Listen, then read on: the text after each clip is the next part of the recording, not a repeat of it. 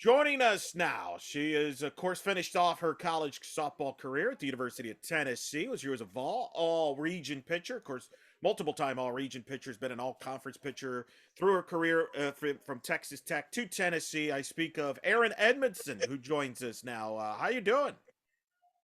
I'm good. How are you? Great. Have you had some time here to reflect on your softball career, not just your last year here in Tennessee, that we'll talk about, but just your whole college career in general? I think I've had a good amount of time. I mean, not so much. I mean, it's been about a month at this point, maybe a little bit more. So I still feel the feelings, everything, and watching softball and baseball is definitely not easy. But I would say it's still kind of fresh in some way too. Yeah. How would you describe your year at Tennessee after coming over from Texas Tech? You joined there to play for Coach Karen Weekly, and obviously we'll talk about her, and we'll talk about obviously her pitching coach as well. But how would you describe your year in Knoxville? I had a lot of fun. I loved Tennessee as a whole. I loved the school. I loved the people. The team was great. I mean, for me, I wanted this year to be everything and more. And I went in with kind of no expectations because my year before went so poorly for myself. And so I really was just trying to have some fun. And my expectations were above and beyond met. I had so much fun with the girls outside of softball and softball. And honestly, it's just an experience I won't forget. And I'm glad that I got to do. From the outside, I felt like you reached your full potential. You had a great year at Texas Tech in 2019 when you led them to the regional final, but I feel like this year was even better than that. Is that accurate?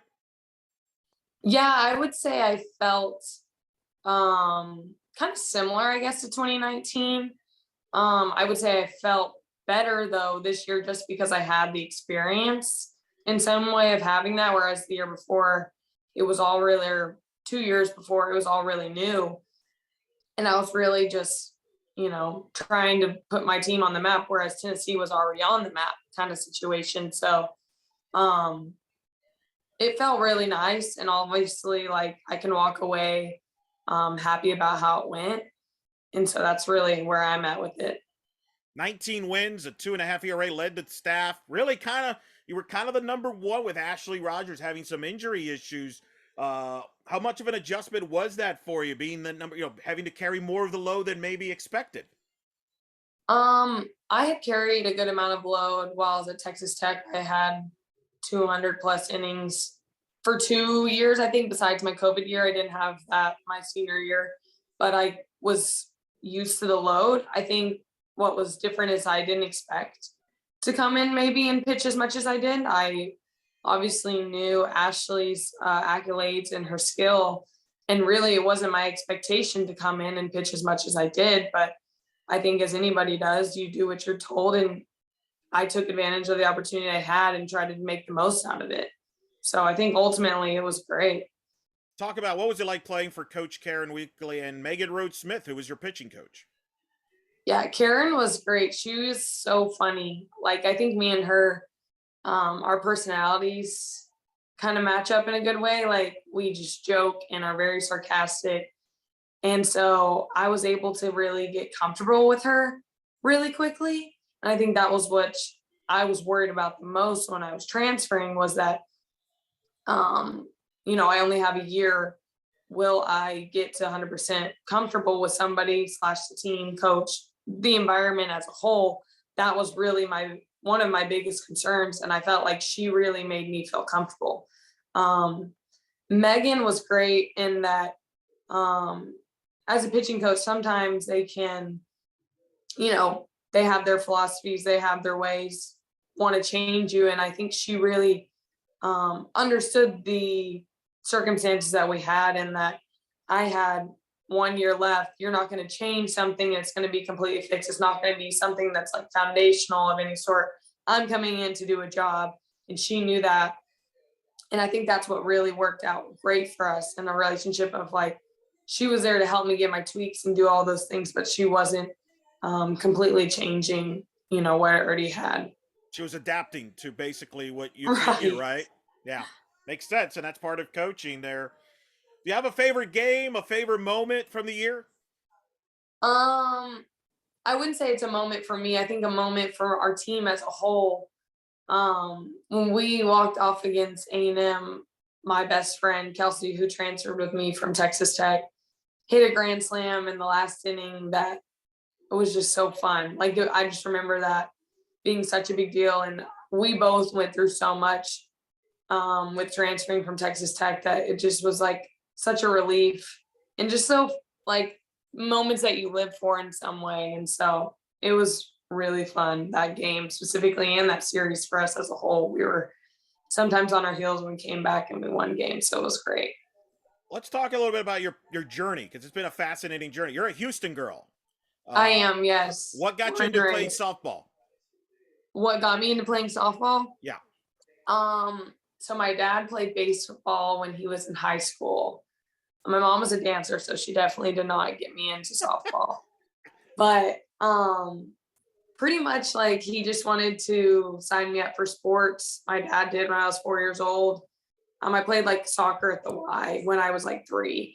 And then it was like, well, I played baseball. Like he had no idea anything about softball. And I was on this team. We were terrible. They put me at catcher and I hated the gear. I was like, I'm not doing this. Like, put me somewhere else.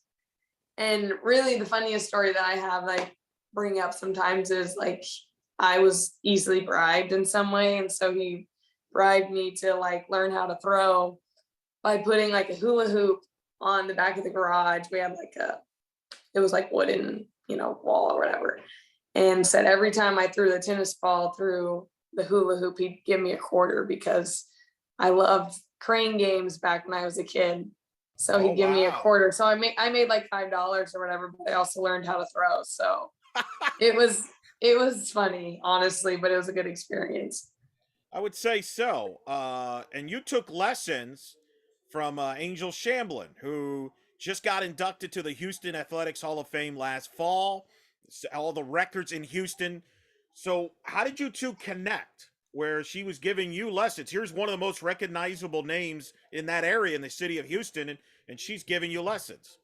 Right. I had like two pitching coaches before, like one when I was 8, one was probably 9 or 10.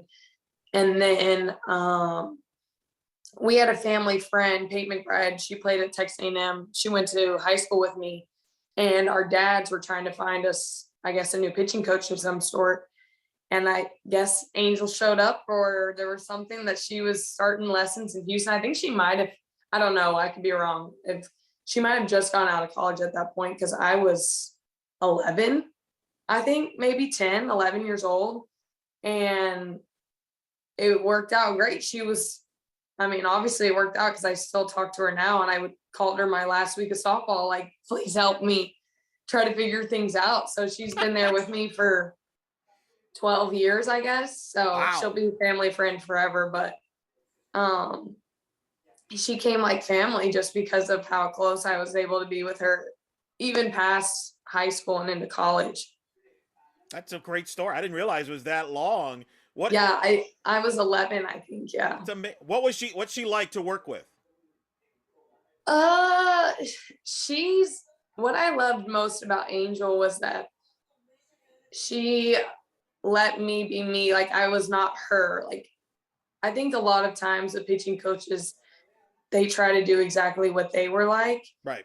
And she knew like I'm 5'6", 130, whatever, 40 pounds. I was even smaller when I was younger. And she knew that I wasn't going to throw 66, whatever, 65 miles per hour when I was at the age I am now. And so I think she really worked on not taking things too fast because when you're 11 years old, the parents like everybody to throw 6 different pitches and all this stuff and say that it was like you're going to throw a fastball and change up. And then once you master that, we'll move on, that kind of situation. So she kept me disciplined and also was there for the ups and downs. That's incredible. It's a great story. What was your reaction when she got inducted to the Hall of Fame? I know you were at Tennessee, so you couldn't be there, But Right. I'm sure that had to be pretty cool. They're like, wow, it's Hall of Famer there, getting to get to talk to on a frequent basis. That's not too shabby. She deserved it. She's a great pitching coach. We always made jokes with her that she should pitch or be a pitching coach in college because she'd be so good at it, but she won't do it.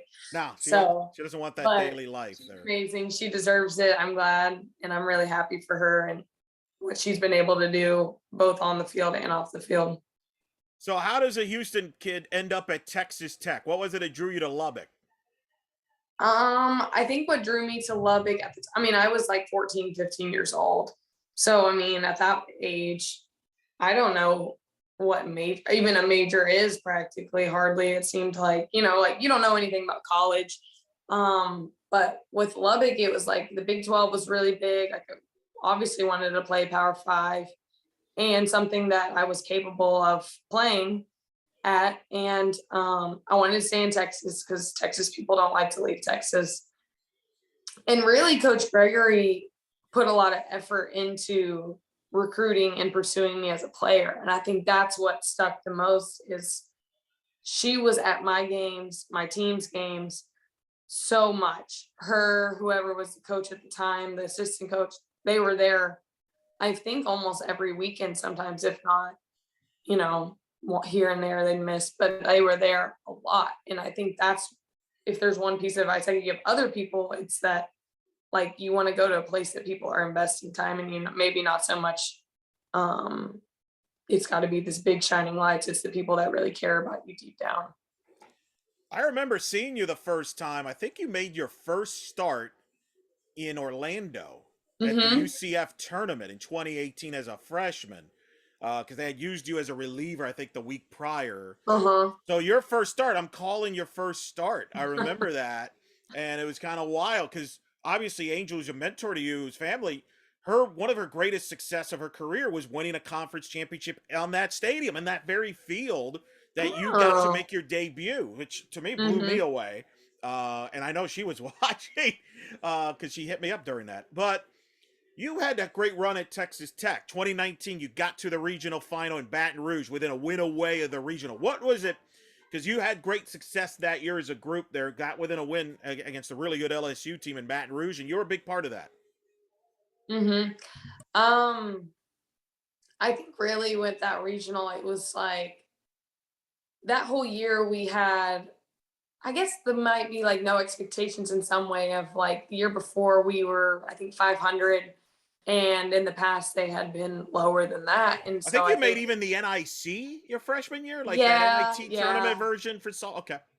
And so, I mean, with under Adrian Gregory, I don't think she had been to regionals yet. Like we were her first team, and then we were, beating SEC schools. I remember we beat like Auburn in the beginning of the year, and we were like freaking out. Which, like now, where I'm at Tennessee, that's like a normal another day. But at the time, like that was such a big deal. And then like we were like 5-0, and then we were 10-0, and then we were playing at the Mary Nutter, and we're playing Washington, and we're like 14. I think we got to 14-0. We lost to Washington, but I think we're like, dang, we're pretty good. I think we run ruled Arizona State, and we're like, I think we're going to be pretty good this year. And then we went to LSU, and I don't think there was a doubt that like we could lose. I mean, we were in the underdog position, whereas we didn't have anything to lose. Whereas when you're the host team, you have something to lose. And I think we just laid it on the line, and we exceeded our expectations and kind of surprised ourselves.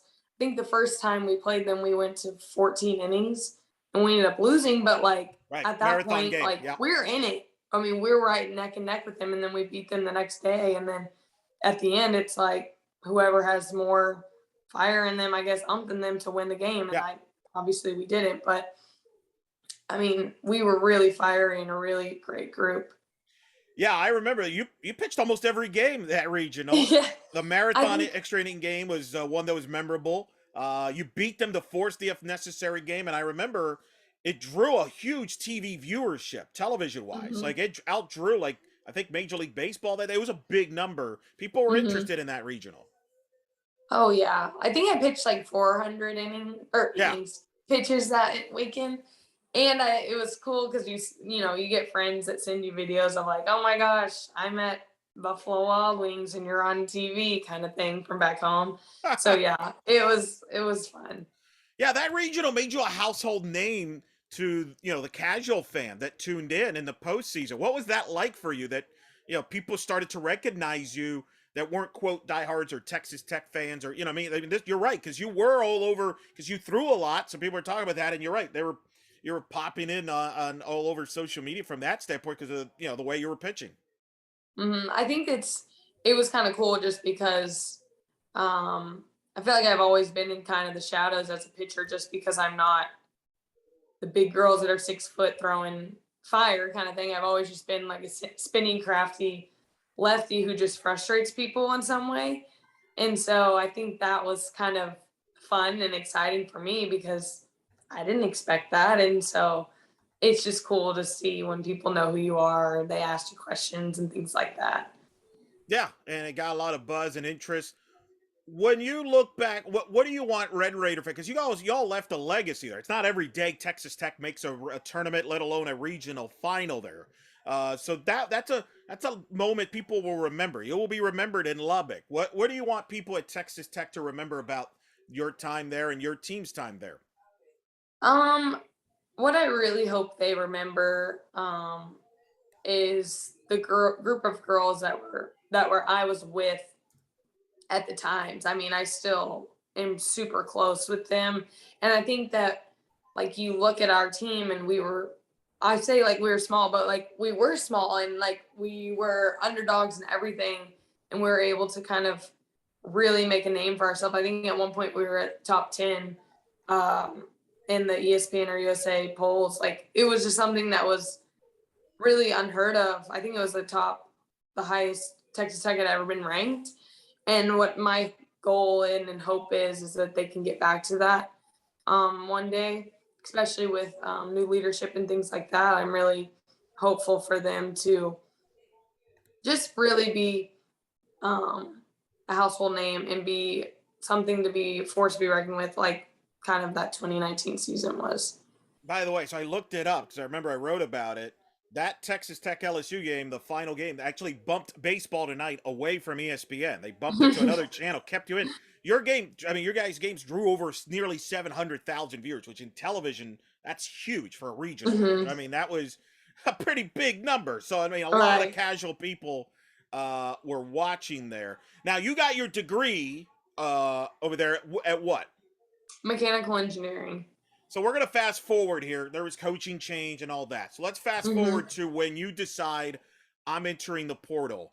Take us through what was that like as far as now you're in the portal and what you're trying to figure out where you're going next. Because you got 1 year. You got 1 year. So Yeah. there's that extra. I mean, I don't know if there's pressure. Is there extra pressure because there's only 1 year? You want to get it right. I mean, what's it like? Yeah. I was really scared going into the portal because I had a really bad year that year before, even though, like you say, like you can have good years in the past. Like I was so worried about at that time, like that's the kind of player that I am, is what I had the last year. And so I was honestly really scared. And my experience as a whole in the portal was really emotional, honestly. I had an internship that summer. And then, I mean, I was on calls every single day with a new coach from all over the country. And then once that kind of started rolling, I was like, okay, I think I can find a place that I actually will like. It won't be just somewhere where I just, I want to play softball and I want to go somewhere. It was like, it's going to be somewhere like I will love the school. I'll love the girls. I'll have a chance at, possibly going to the World Series and things like that, which is something I never expected before. And especially after the year that I had pitching wise, it was emotional and a positive experience all in one because I kind of built up my confidence at that point. What advice would you give current student athletes moving forward? Because obviously, as you know, the transfer portal is a hot topic. Continues, people joining in, and everybody has their opinions on it. You went through it. You lived through it. So you have a Yeah. unique perspective. What do you think of it? What's your advice to people that may do it? Um, I like the portal. Um, I do understand where people don't in some way. Me personally, though, I think my advice would be you can't count anybody out as much as like maybe you're like, oh, there's no way I'd ever go there. You never know what can happen really at all. And so um I had conversations with everybody. I emailed everyone back no matter what. I mean, at least I think I remember. But I talked to everybody or said, maybe not. Yes, had a call. And I think really is like really going to somewhere where you think you can be successful, thrive, and be happy. Like I think a lot of people get into the portal because they're unhappy with where they're at now and looking for greater expectations. And sometimes you just go for the name and you're back in that same situation. So I think it's really just going somewhere where you will genuinely be happy, and also like for your education is important, and thinking about you have to envision yourself once you're at that spot. And I asked a lot of questions. That was a big thing as I interrogated people about their programs and all the ins and outs. Rightfully so, right? You got to make a decision, right? You want to know, make sure you're in everything. You end up deciding to go to Tennessee. What was it about Tennessee that clicked for you, not only on the field, but also off the field with the academic side? Because as you were talking off the air, you're still going to be back there for grad school, correct? You still got time there. hmm Yeah, so I'm pursuing my MBA there. And so it was a year and a half. So I'll be done in December. But I talked to Karen and I was like, is this okay? Like, am I able to do a program where, I'll be here in the fall? And can I help out in some way to like still get scholarship and things like that? And she was all on board. And really it was, I wanted to pursue my MBA because I mean, it'll help me in my career along the way. I would never imagine myself getting my master's, much less playing 5 years of softball. I was like 4 years and that's it. But here I am, obviously. And really, like, she dedicated so much time to trying to pursue me and to trying to get me to go to Tennessee because I talked to Megan, I talked to Chris and Kate, I talked to everybody. I mean, I had conversations with Kiki, Ashley. I talked to a lot of people to try to understand really exactly how the program was being. That was because at the time, you know, I'm not coming from a great situation and I'm trying to figure out a place that I'm going to end my career out with a bang and not have some thing show up that I'm not ready for. And I think that was the one thing is they were very transparent with me about the situations, about where I'd fit into their program and kind of my value that I would add into the team. And I'm glad you brought this up because I think this gets lost in the shuffle in the conversation of the transfer portal. Everybody focuses on the field, but there's an off the field aspect from education standpoint because there's going to be a life after softball, and this will hmm prepare you to get that. And I think it speaks volumes to Tennessee. There, I mean, that's a great university there. Uh, did it what was it like when you first stepped there? When you first became a student there and become a student athlete? Or what was it like as you got to that first fall, and then what's it been like since? Well, I felt like a freshman again. Like it's crazy because I was 22 and I'm starting over somewhere. I didn't know any of the girls really at all. I mean, obviously I met them along the way through the recruiting process, but once you're there, it's like, oh, these are my friends, these are my teammates, and I'm in a new city with hills and things that I'm not used to because I'm from Texas, so it's super flat, especially in Lubbock. And I'm only there for a year, so I don't know if like people want to be my friend or if I'm just in and out really quickly. And so ultimately I was really nervous and kind of scared of how the girls would react to me at the time. And I got put in with all the newbies with workouts at first just because there was like I think 10 or 12 of us at the time. There's a lot of new people on the team.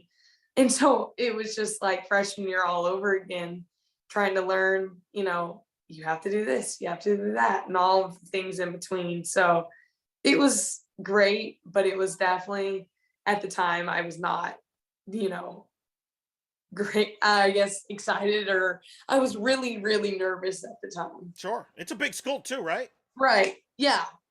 Yeah. My class had like 50 people in it because the MBA is kind of like a Yeah. own program. But yeah, it's a pretty big school. Did you get to meet Monica Abbott? I did get to meet Monica Abbott, yes. What was that like?